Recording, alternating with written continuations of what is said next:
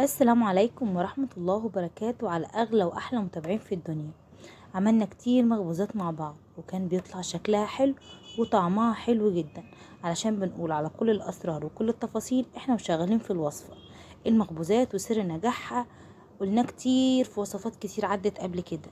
النهاردة هنعمل مع بعض العيش الفينو بطريقة سهلة ومبسطة جدا زي بتاع الأفران وتمكن أحسن، علشان اقتصادي وصحي وفي البيت وعلى قد ايدك بمكونات سهلة وبسيطة ومتوفرة في كل بيت. هقولك على سر اللون المظبوط واقولك ازاي يكون هش ويكون خفيف معاكي ويكون كمان طعمه مظبوط جدا زي بتاع الأفران وتمكن أحسن. يلا بينا نسمي الرحمن ونشوف وصفتنا الجميلة تبدأ ازاي. أول حاجة كده هنسمي الله ونجيب طبق كبير علشان نبدأ نعجن فيه.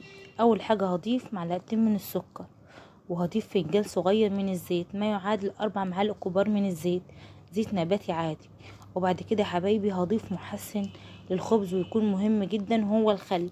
هضيف معلقة كبيرة مليانة من الخل، ومعايا كوباية مليانة من المية الدافية. هضيف تلتين الكوباية والتلت التاني هنضيف عليه الخميرة، والخطوة دي مهمة جدا لأي نوع خميرة تستخدميه علشان يضمن لك ان العجينة بتاعتك تكون مظبوطة.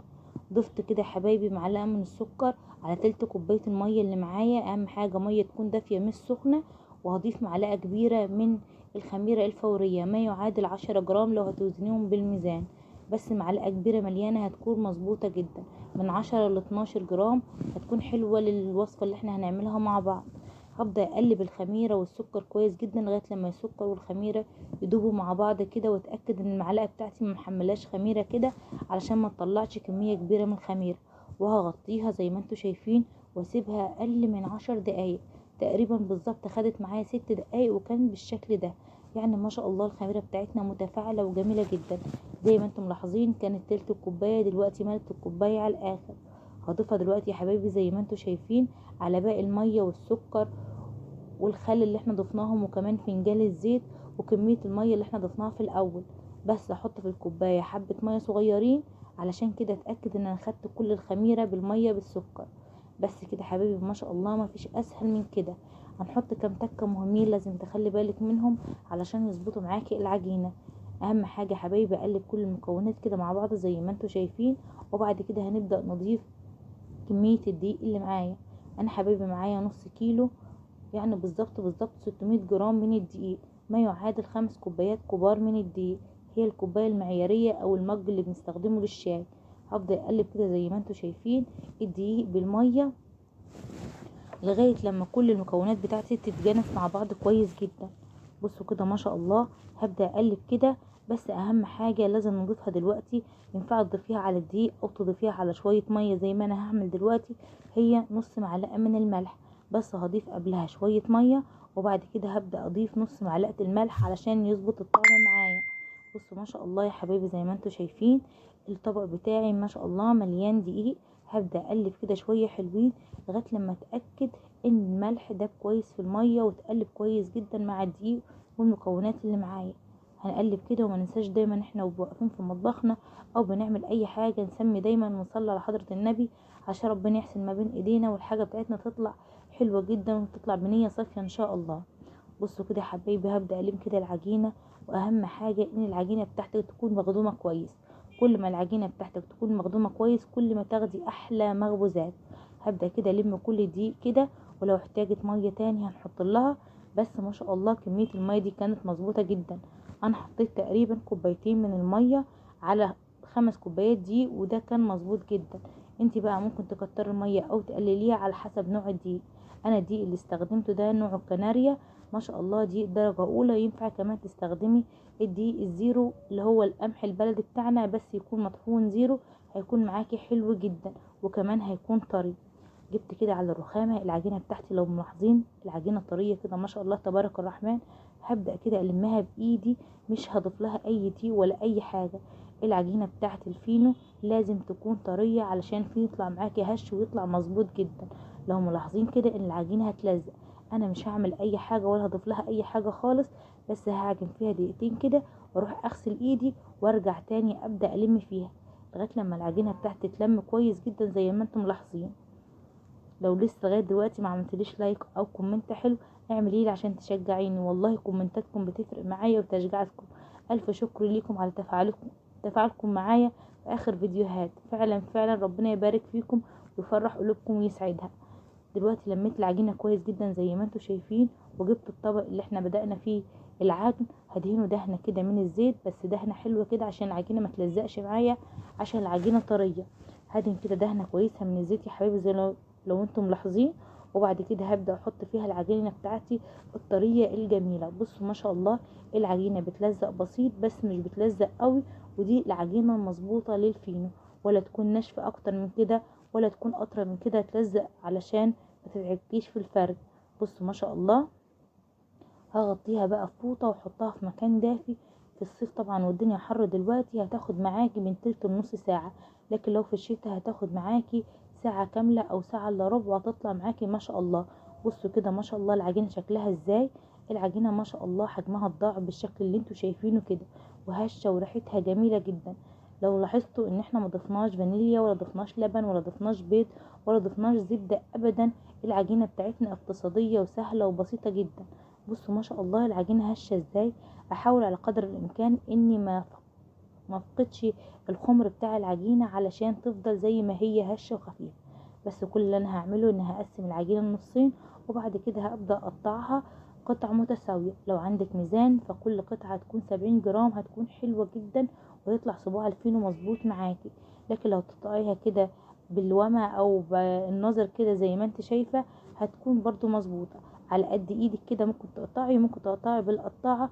المهم يا حبايبي ان القطع على قدر الامكان تكون متساويه علشان تكون صوابع الفينو متساويه. بصوا كده ما شاء الله هقطع كل العجينه زي ما انتم شايفين، وبعد كده هبدا اكورهم. واهم حاجه في الخطوه دي انك تكوني مجهزه كيس علشان تغطي بيه العجينه بتاعتك، وتدهنيها دهنه بسيطه من الزيت علشان العجينه الوش بتاعها ما ينشفش، او بالمعنى اللي احنا بنقوله الدارج في كل بيوتنا، الوش بتاعها ما يقشفش معايا ويبقى صعب علينا في الفرد. بصوا يا حبايبي ما شاء الله هبدأ كده زي ما انتم شايفين. قطعت العجينة كلها بنفس الشكل تقريبا من غير ميزان ولا اي حاجة. لو عندك ميزان ف70 جرام هتكون حلوة جدا. وطبعا ملاحظين ولاد الصغيرين ربنا يبارك فيهم وفي اعمارهم يا رب، دايما معايا ودايما طالما فيها عجن وخبز يبقوا دايما موجودين. وهتحتي العجينة يا ماما ربنا يحفظهم ويبارك فيهم. بعد ما قطعناهم ودهنتها دهنة بسيطة كده من الزيت، هسيبهم يرتاحوا تقريبا 5 دقايق وهو بس لغايه لما اكورهم كلهم. هتكون اول واحده ارتاحت جدا، وهنجيبها نفردها كده من غير نشابه ولا اي حاجه. بصوا ما شاء الله بتتفرد معانا بكل سهوله عشان العجينه مخدومه كويس تبارك الرحمن. هفردها بايدي زي ما ملاحظين كده، هدورها. وبعد كده طريقه تشكيل الفينو ما فيش اسهل من كده. اتحداكي هتقومي تجربيه وما شاء الله تبارك الرحمن هيطلع من تحت ايديكي زي الفل واحسن مني 100 مره. بس جربي هيطلع معاكي جميل جدا. هنبدأ نلم العجينة بعد ما فردناها كده، هنلمها ونضغط في نفس الوقت علشان العجينة ما تكونش من جوه فاضية وتكون كده ليها لب ما شاء الله تبارك الرحمن. هبدأ اقفل العجينة كده في اخر حاجة، واقفلها كويس جدا عشان ما تفكش مني اول ما تخمر، واقفل الاطراف. وبعد كده هبدأ ابرمها برمتين كده واحطها في الصاج بتاعي. وافضل طريقة للتسوية لاي حاجة لاي مخبوزات هي الصواني الالومنيوم. والله العظيم جربت الصيجان وجربت الصواني الالومنيوم، احسن نتيجة تاخديها من المخبوزات هي الصواني الالومنيوم. ما شاء الله بتطلع القعر بتاع العجينة حلو جدا مظبوط، اللون بيكون مظبوط جدا ما شاء الله، وكمان التسوية بتكون مظبوطة جدا. هنعمل كده تاني واحدة مع بعض. هنفرد العجينة شايفين وملاحظين كده ان العجينة بتتفرد معايا بكل سهولة، وكل ما ترتاح بتتفرد معايا اسهل واسهل من كده. بصوا ما شاء الله مفيش اسهل من كده للعيش الفينو، سهل جدا وسريع. انا هفرد العجينة وبعد كده هبدأ المها واضغطها واضغط من على الاطراف. اهم حاجة اضغط في الاخر كويس جدا عشان العجينة لما تختمر معايا ما تفتحش، وكمان ما يكونش شكل صابع الفينو مش مظبوط. يعني ما شاء الله ال5 كوبايات دي او 600 جرام من الدقيق عملوا لي اكتر من 15 صباع فينو ما شاء الله، غير العجينة طبعا اللي خدوها الولاد كان بالظبط هيطلعوا معايا 19 صباع فينو. غير ان جربت حاجه كده من العجينه هي ان شاء الله هصورها لكم بس بالتفصيل، حلوه جدا وسهله وبسيطه برضو. استنى الفيديوهات الجايه هتعجبكم جدا. الفينو من الحاجات الحلوه جدا للمدارس وغير المدارس، للفطار او للعشاء ما فيش اسهل من كده. اخر واحدة كده هنعملها مع بعض، وبرضو دي بكل سهولة.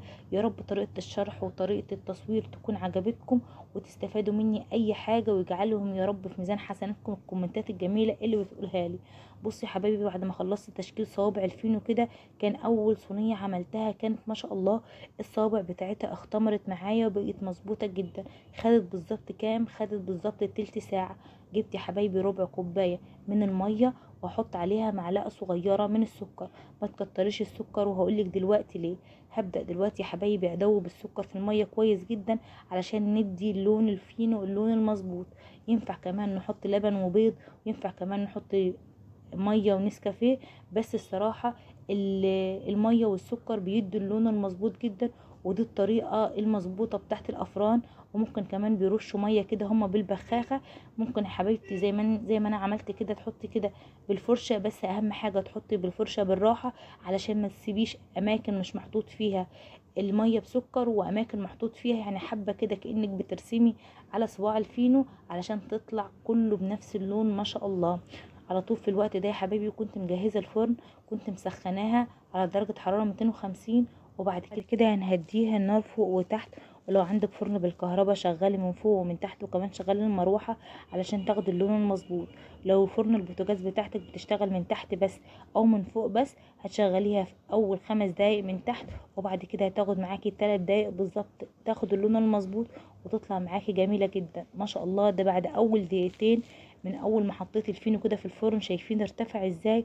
مش هياخد معاكي بالظبط اقل من 10 دقايق ويكون طالع معاكي بالجمال ده. انا ما شاء الله زي ما انتوا شايفين، طبعا حطيت اول صاجين معايا او اول صينيتين معايا اللي هم اختمروا، ودهنتهم كويس جدا بالميه والسكر. وبعد كده ما شاء الله شايفين اللون جميل ازاي؟ مفيش احلى من كده، مفيش اسهل من كده. وريحة الخبيز في البيت ما شاء الله تبارك الرحمن. لو لاحظتوا ان احنا محطناش فانيليا عشان منغيرش طعم الفينو ويكون طعمه الاصلي. اول ما يطلع من الفرن هتسيبيه شوية بس علشان يبدأ يخلى معاكي من غير تعب ولا مجهود. شايفين الكمية قد ايه؟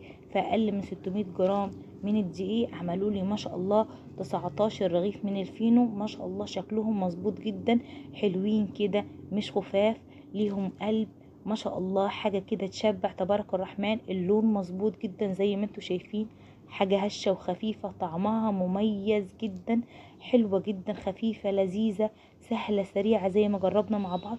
والقلب بتاعه ممتاز، مش فاضي كده، القلب بتاعه مليان، واللون حلو جدا. شايفين هش ازاي؟